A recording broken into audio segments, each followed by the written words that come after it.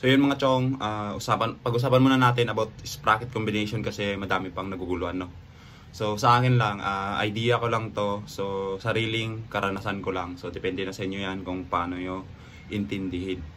So sa atin mga chong, nakadepende kasi talaga sa ano yan, sa karga. Sa karga ng makina ng motor mo, kung saan mo gagamitin yung motor mo. Tapos sa bigat ng driver mga chong. So huwag niyong pag-awayin yung mga combination na yan mga chong kasi mahirap. Sabihin na lang natin, kasi sabihin na lang natin sinabi mo ang pinakamagandang sprocket is 1436. Yan. So magandang combination yan, 1436. Pero yung rider umaabot ng sabihin na lang natin maabot ng 100 kilos. 100 kilos. Tapos yung lugar nila is puro paahon, may paahon, kunti lang yung patak, di ba? So useless yung 1436 doon. Mahirapan yung makina ng motor mo, lalo na pag stock yung motor mo, mga boss. Ayun.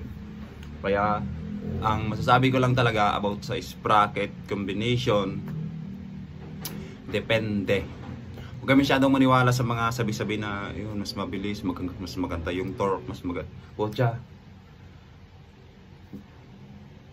parang pinaglalaroan lang kayo nun mga boss. Kailangan nyo isipin nyo yung bigat ng driver, specs ng makina, di ba? Saan nyo gagamitin. Pero sa akin talaga mga boss, sa bigat, paahon, pero ito mabigat, paahon, mabigat yung driver, tapos yung paahon, pero pang overtake. Alam nyo mga boss, ang the best talaga is, sa akin nasubukan ko lang to 1536. 1536 mga boss. So ako sa ko lang, siyempre naka-XRM FI tayo, so kargado yung motor natin. Kahit hindi pa yung kargado yung motor ko, super stock pa lang yun, kumbaga lang, minor karga lang naman, konti lang naman yung tulong ng super stock So talaga 1536 yung gamit kong sprocket. So nakita ko sa paahon, okay na okay, kahit may angkas, overtake, dumudulo.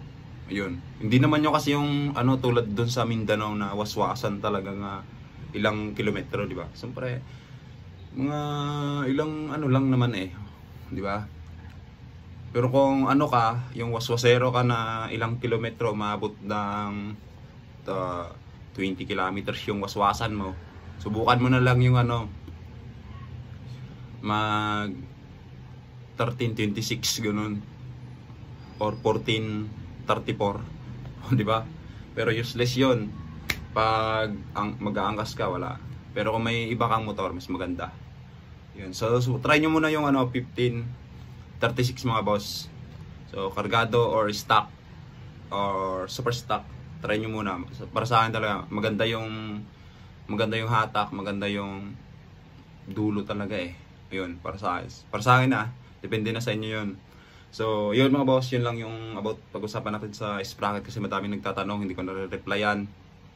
So basta isipin nyo, hindi ko kayo nire-replyan kasi hindi ko naman alam yung specs ng motor nyo, kung saan nyo gagamitin, kung ilang kilo, kasi doon natin pagbe-basean kung gagana ba sa inyo yung sprocket na sinasabi nyo mga boss, mga chong. Ayun, mga chong, paki-comment naman kung taga saan kayo ngayon, and paki-like yung video naman ito. So salamat, Stigmo FI.